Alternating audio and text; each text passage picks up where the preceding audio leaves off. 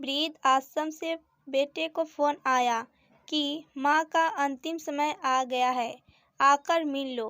बूढ़ी माँ की जिम्मेदारी बेटा नहीं उठा सकता था और पत्नी की रोज रोज की चिक चिक से परेशान होकर बूढ़ी माँ को वृद्ध आश्रम में छोड़ दिया था। कभी कभी माँ से मिलने आ जाया करता था, लेकिन कुछ महीनों से बेटा अपने काम में इतना व्यस्त हो गया था कि उसे माँ से मिलने का समय ही नहीं मिला और ना ही माँ के स्वास्थ्य के बारे में जानने का। लेकिन जब आश्रम से फ़ोन आया तो तुरंत वह अपनी माँ के पास आया। माँ से पूछने लगा, माँ क्या आपकी कोई अंतिम इच्छा है? बताओ मैं आपके लिए क्या कर सकता हूँ। माँ के सूखे होठों पर मासूम सी मुस्कुराहट फैल गई। माँ ने कहा, बेटा इस जगह छत का पंखा लगवा दो, सख्त गर्मी है।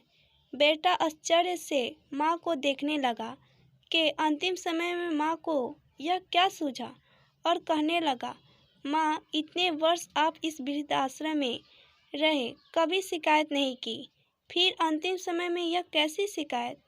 माँ ने कांपते हाथों से बेटे का हाथ पकड़ा और कहा, बेटा मैं यह तुम्हारे लिए कह रही हूँ।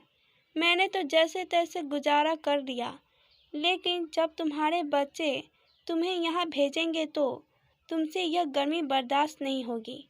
इतना कहते ही माँ की आत्मा परलोक सिधार गई और बेटा आश्चर्य से माँ को देखता ही रह गया। माता पिता के साथ तुम्हारा व्यवहार, तुम्हारा बर्ताव एक ऐसी कहानी है जिसे लिखते तो तुम हो, लेकिन तुम्हारी औलाद तुम्हें पढ़कर सुनाती है। आशा करती हूँ कि छोटी सी वीडियो आपको पसंद आई होगी। पसंद आई है तो चैनल को लाइक और शेयर जरूर कीजिएगा। इस वीडियो को देखने के लिए आपको बहुत बहुत धन्यवाद।